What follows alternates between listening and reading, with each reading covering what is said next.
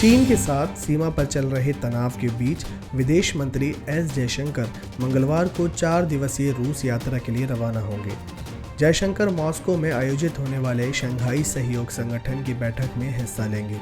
मिली जानकारी के मुताबिक विदेश मंत्री यात्रा के दौरान ईरान में रुक सकते हैं। मामले की जानकारी रखने वाले लोगों के मुताबिक मॉस्को में जयशंकर द्वारा चीनी समकक्ष वांग यी के साथ द्विपक्षीय बैठक करने की उम्मीद है। इस बैठक में सीमा विवाद का मुद्दा उठ सकता है।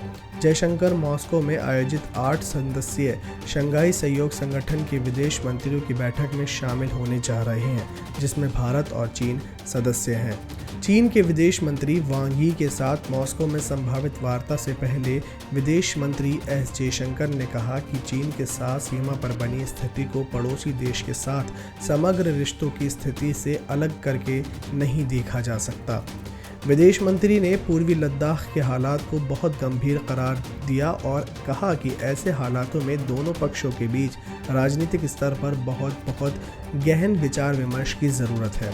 गौरतलब है कि रक्षा मंत्री राजनाथ सिंह ने भी हाल ही में मॉस्को की यात्रा की थी।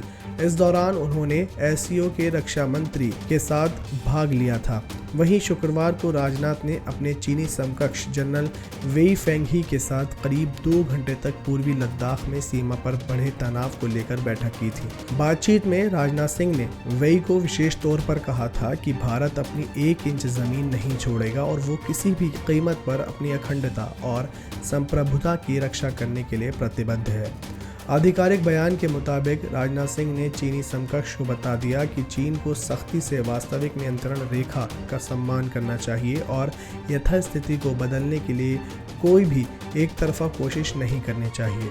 बताया जा रहा है कि जयशंकर और वांग की गुरुवार को द्विपक्षीय बैठक होने की पूरी उम्मीद है।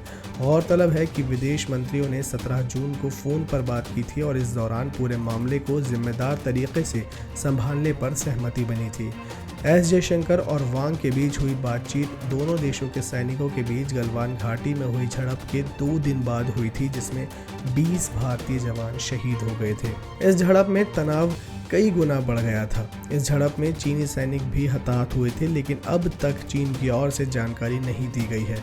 अमेरिकी खुफिया एजेंसी के मुताबिक इस झड़प में चीन के 35 सैनिक मारे गए थे।